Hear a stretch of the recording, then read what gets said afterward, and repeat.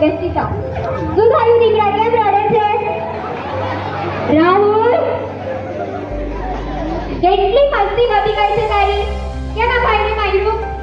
તે દિવસે તે એના ભાઈને માર્યું, આજે આ ભાઈને માર્યું. તને કેટલી વાર સમજાવવાનું? ચાલ બેસ જગ્યા પર. લેસન આવ્યા છે બધા? લાવો ચાલો નોટ ચેક કરાવો. ચાલ મારી તારી નોટ આપ. ચાલ સરસ.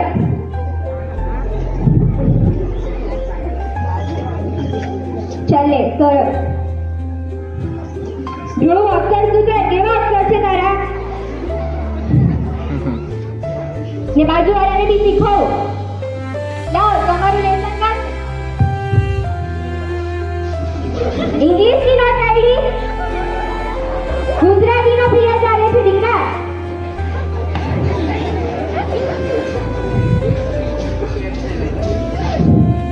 ચાલે સરસ. લાવ તારી નો.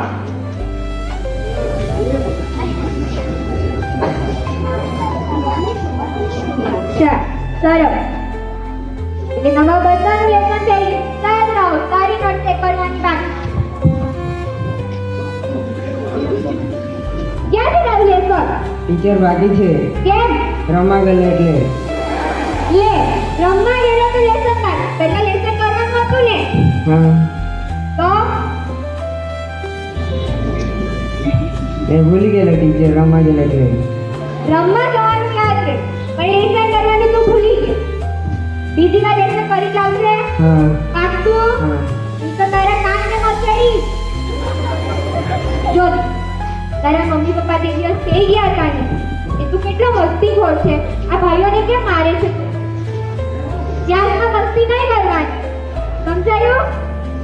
કે જો દીકરા, તારા માતા પિતા કેટલી મહેનત કરે છે તારી માટે. તું છે ચાલ, તારા પિતા શું કરે? ખેતી કરે. ખેતી કરે. સવારે કેટલા વાગે જાય? એ મોડો ઉઠે એટલે ખબર નહીં. ચાલ સરસ. એટલે તું સવારે વહેલો ઉઠતો પણ નથી. એક સારા શિક્ષકનું હોય છે કે સવારે વહેલો ઉઠે, તો તારે પણ વહેલું ઉઠવું જોઈએ. હા ક્યારે આવે સાંજે?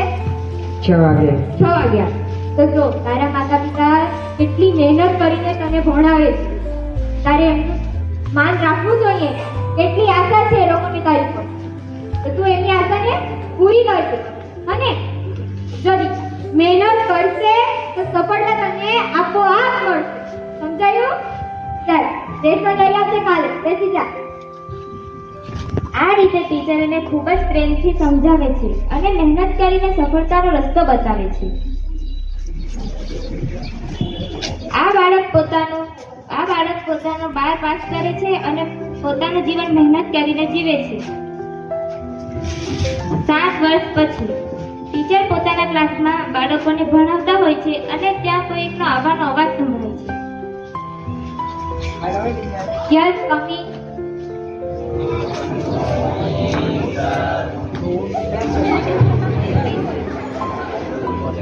બેસી જાઓ. કેમ છો ટીચર? મજા. મને ઓળખો કે ટીચર? રાહુલ, તમારા ક્લાસમાં બહુ જ મસ્તી કરતો. હા રાહુલ, કેમ છે દીકરા? મજામાં? હા શું કર્યો?